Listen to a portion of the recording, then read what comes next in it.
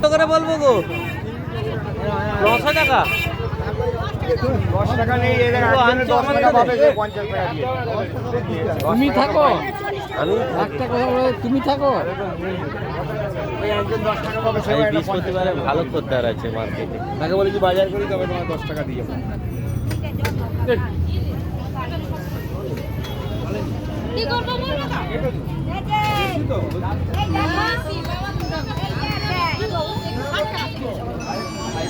বলুন। হ্যাঁ,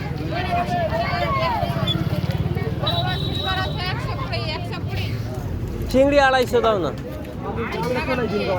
আরে 250 গ্রাম দাও, শালা পাগলি।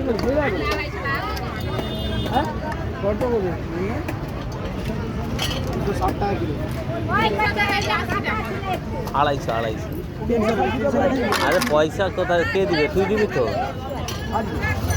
কেটে দে। 300 দিছে, কেটে দাও, কেটে দাও। 300 দিছে।